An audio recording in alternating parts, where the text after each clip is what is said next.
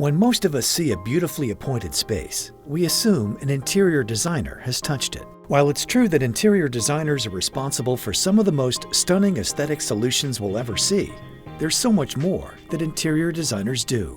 Interior designers contribute so much more than selecting furniture, finishes, and coordinating paint colors that contribute to designing the nice spaces that we see. Competent interior designers understand and incorporate functionality, accessibility, safety, and building codes into their design solutions.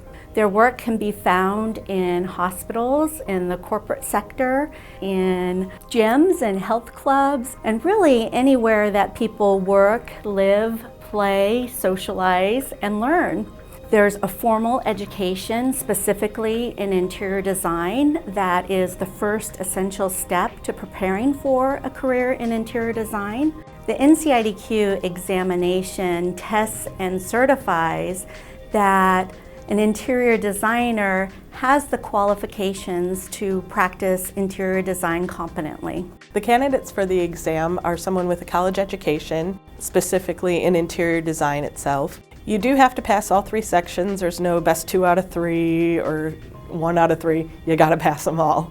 And honestly, if it's me and I'm hiring an interior designer, I wanna make sure they pass all 3 of them, because I don't want a third of a designer or a 2/3 of a designer.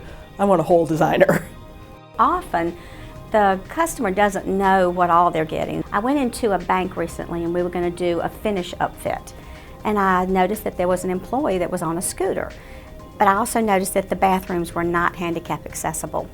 So I asked the manager, and he said that it wasn't a problem because she just took the elevator and went upstairs to a tenant space in order to use the restroom.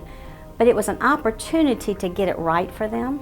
So when we were doing the finish updates in the restrooms, I shifted the partition over so that there was room for a transfer from a wheelchair, and I left the turning radius that was required by law, took the lavatory cabinet out and put in a panel that was slanted so that a wheelchair could approach.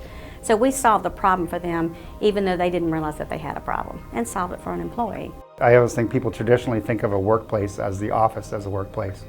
But really, when you're designing a restaurant for diners and a hotel room for overnight guests, those are also all workplaces for the people that work in those facilities. And so you're working to bring together 2 different types of design into the space, the one that's appealing for the customer and the one that makes a safe, inviting workplace for the staff. So it's always a real challenge, but it's a good challenge.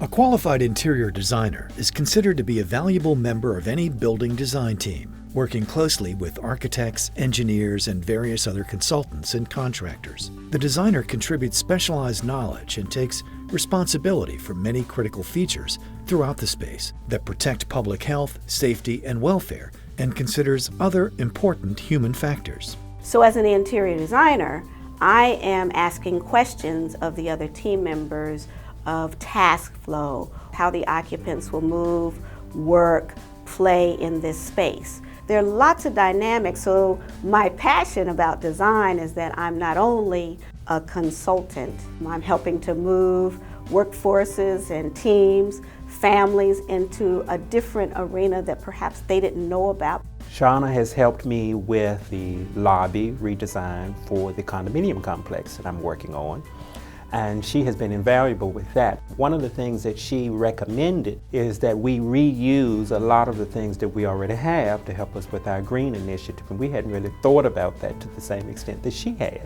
And she was able to make a lot of suggestions on how things could be repurposed, reused, and I think her certification helps give the board of directors confidence that she will bring a level of professionalism. The NCIDQ designation is recognized internationally. In fact, there's no other certification that allows those designers who have the requisite college education, work experience, and skill set to demonstrate and publicly validate their competence and dedication to the industry.